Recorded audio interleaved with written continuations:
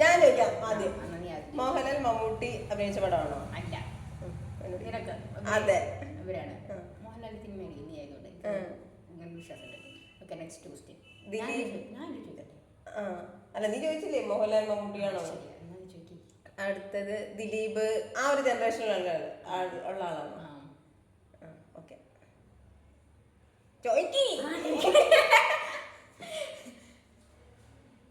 ശോഭന, ഉർവശി ഇവര് അല്ല. അല്ല, ഇവര് നായികമാരല്ല. ശോഭന ഉർവശി അല്ല. ആ ഒരു ടൈം ഇവര് സിനിമയിലുള്ള സമയത്തുള്ള സിനിമയാണ്. അതെ.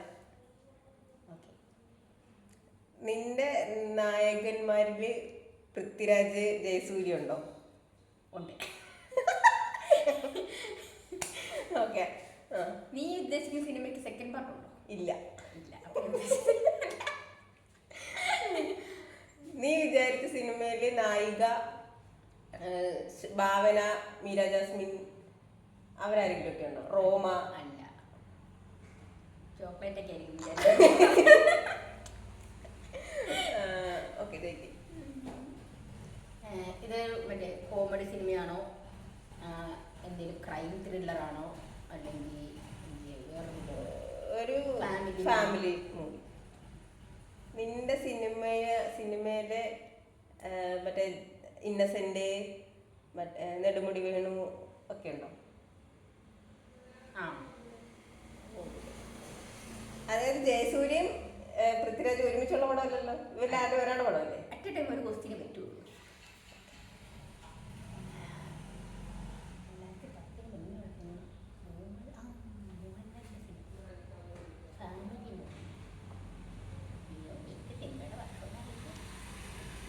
ഈ 2000-ന് മുന്നുള്ള സിനിമ അല്ല, 2000-ന് ശേഷമുള്ള പടമാണ്. ജനിച്ചതിന് ശേഷം. പിന്നെ ഞാൻ അന്നേരം നിന്റെ അടുത്ത് ചോദിക്കുന്നു, അതിനകത്തെ പാട്ടുകളൊക്കെ ഭയങ്കര ഫേമസ് പാട്ടുകളാണോ? അല്ല. ഓക്കെ.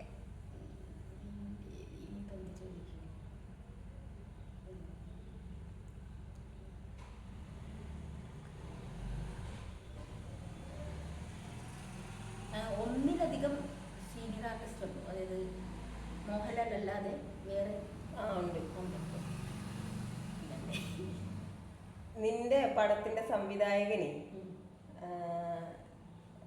മറ്റേ പുതിയ ആൾക്കാരാ?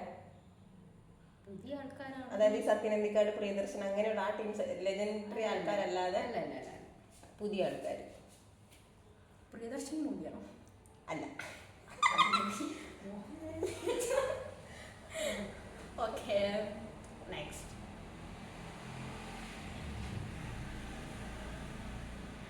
നിന്റെ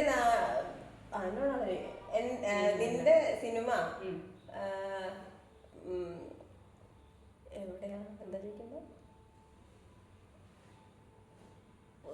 കോമഡി പടമാണോ, ത്രില്ലറാണോ? ത്രില്ലർ.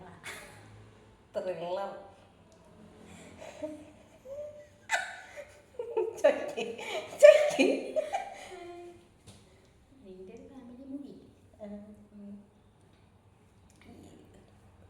ഒരു നായകൻ ആ ഒരു സിസ്റ്റത്തിന് പോന്നേ. അതെ അതെ അതെ.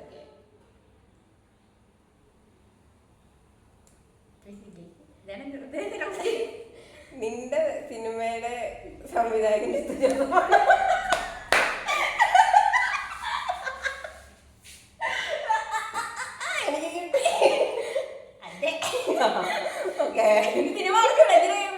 മെമ്മറീസ്.